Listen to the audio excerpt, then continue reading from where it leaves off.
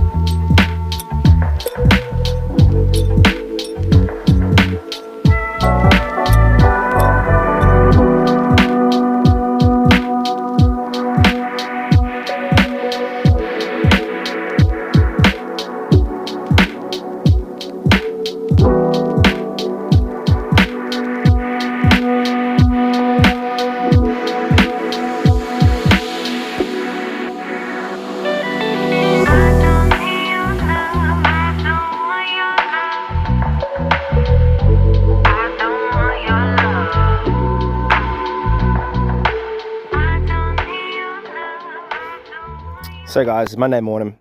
I got the gear off. You'll see in the video that the little hyperlapse didn't sort of work out as well as I thought it was going to work out, and the tripod fell over, which had my phone in it, and it hit the driveway, and it broke the screen on the phone. So yeah, I have a thing about breaking screens on devices. So anyway, these are the wheels. They do have that they're made in Thailand, so they're obviously not original World War II ones, and even if they were, they probably would be pretty crappy. Where's it say? Right there, made in Thailand. They're alright. They're a little toasty, sort of, especially around there. Obviously on all three wheels, so a bit like that. This one's missing the stud, so, but I think they'll clean up. They'll clean up pretty good. They're obviously going to go on that frame when you get around to getting that frame done. This one here, as you can see, it's basically a bit of rust here and there, but it's obviously roached in the cross members, as you can see. All right, and there's all sorts of gunk inside it, so it's separating. So that needs to come out. Obviously, you need to get into there. You can see there's rust in that. You can see there's rust in that one. So I need to get into it with the air hammer and just basically hammer the crap out of it. I didn't really want to split the frame, as you can see in here. That's what's between the frame. Okay, so there's obviously a little bit of separation going on here. Stuff's moving, as you can see. So it just needs a little love. It's much better condition than the other frame. This one here, as you can see, there's a lot of, I mean, it'll probably look good cleaned up. But yeah, once again, it's the same thing. It's got that separation going on. Some of the rivets aren't very good. You know, the fixed nuts at the back are stuffed. Same thing, it's got even worse rot on this one. So I need to get stuck into this one and get working on it. And that's the front diff for it. And the rear diff is just sitting up the driveway, waiting to get cleaned and primed. That's obviously the front section of one of them. Jeep frame has been sitting here for weeks, waiting to get painted, waiting for the weather to get itself sorted. That's the rear diff housing for the brown frame. This is the front, which was a spare. As you can see, it's going to need a lot of work. It's pretty crusty, so we'll get around to doing that. And the number 3 combat ring for the Jeep, sitting in sodium bicarb, needs a little bit of a repair there, but we'll give that one a quick spray today, maybe, depending, because the old girl Merc has got some problems. So anyway, waiting for the RACQ guy to turn up. She's signed up a check engine light again. The battery's corroded. The terminal's corroded. It's a beautiful car. Don't get me wrong. Do love her. But she's been a real pain in the ass at the moment. So there's some stuff I wanted to do. Like, this is the rear springs that we picked up. It's cool. It's got the shackles on it. And the bushings, they look alright.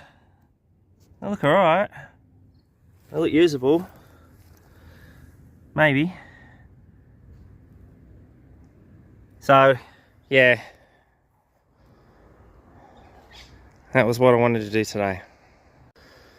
So anyway, guys, that's kind of where we're at with the little road trip.